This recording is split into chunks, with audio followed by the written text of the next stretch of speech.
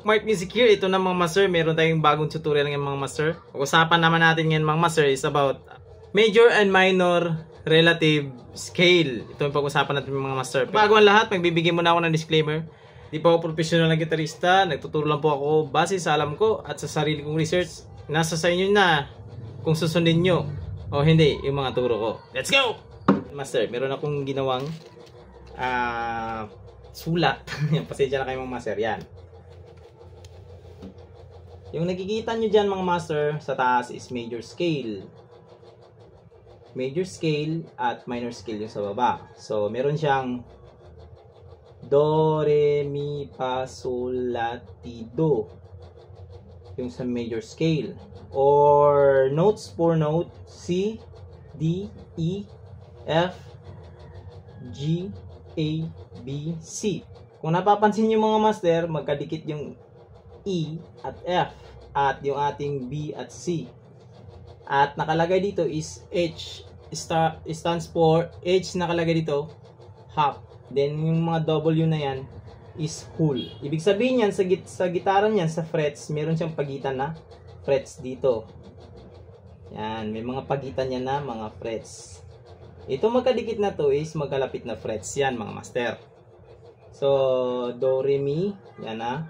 At dito na tayo sa ating minor scale. So sa minor scale, kung napapansin niyo yung Do, nandito na siya. Nandito na siya. So nag-i-start na yung ating scale sa La. So ito na yung mangyayari. La, Ti, Do, Re, Mi, Fa, Sol, La. Yan, mag-i-end siya doon sa La. Or yung octave niya. So meron siyang whole. Yan, pagitan, then half, whole, half, whole. Yan. Yan mga master. At kayang-kaya natin sa lahat ng key, ito rin yung susundan mo, yung mga whole na yan. Pero of course, kailangan alam natin yung mga nota. Meron na tayong knowledge about nota. Para mas madali nating maintindihan yung major relative at minor relative niya. Para hindi na tayo malilito dito mga master. So madali lang matandaan mga master yung relative na minor scale sa major scale. Basta tatandaan nyo lang lagi mga master na yung pang 6 chords or pang 6th note, yan yung kanyang minor na relative. Ngayon mga master, i-demo ko yung major scale at yung kanyang minor relative scale na may kasamang mga nota sa baba mga master. Enjoy!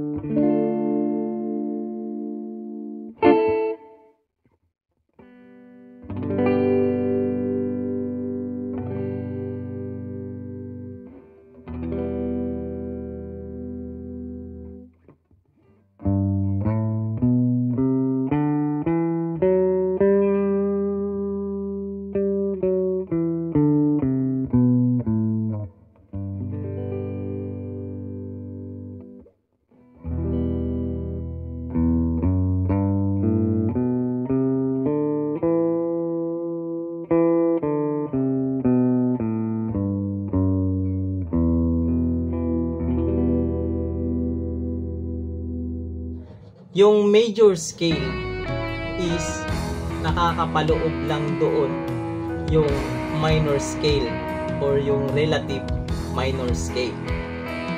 Yun lang mga master, sana marami kayong nagtunan dito mga master.